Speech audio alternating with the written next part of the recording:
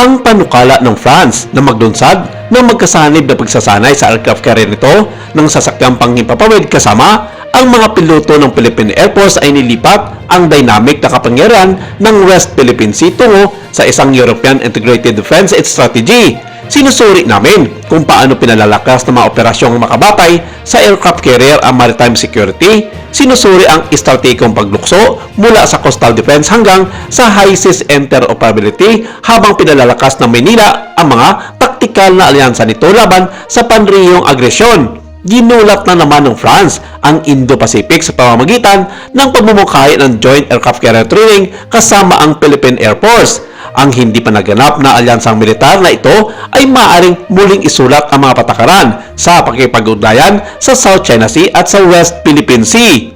Bakit ngayon ay ginagalaw ng isang European power ang elite naval assets ito para suportahan ang Maynila? At ano ang ibig sabihin nito para sa regional stability? Imagine kung ang paglulunsad ng mga piloto ng Pilipinas mula sa deck ng French nuclear power aircraft carrier sa unang pagkakataon sa kasaysayan ay isang malaking oportunidad para sa Pilipinas, ang bagong hakbang at kalaman nito sa Blue Water Navy. Ang napakalaking breaking news na ito ay nagpapakita ng isang taktikal na pakikipagsosyo na minsan ay namaisip na imposible. Sinisiyasat namin ang mga sophisticadong drills at elite aerial maneuvers na muling tukuyin ang mga kakayahan sa pagtatanggol ng Pilipinas sa kasalukuyan.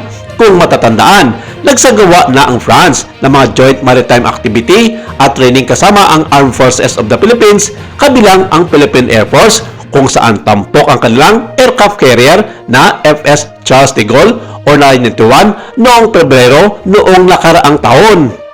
Ang Charles de Gaulle, ang pinakamalaking nuclear power aircraft carrier ng France, ay dumaong sa Subic Bay sa unang pagkakataon noong February 22, 2025 bilang bahagi ng kanilang Clemenceau 25 mission sa Indo-Pacific.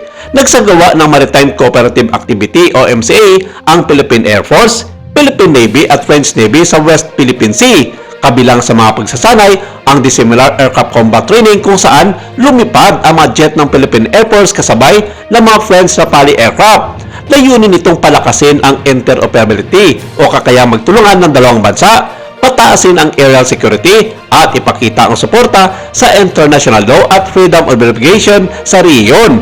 Ang mga aktibidad na ito ay bahagi ng lumalalim na defense partnership ng Pilipinas at France na nakapaloob sa mga naunang kasunduan sa pagpapataas ng military cooperation.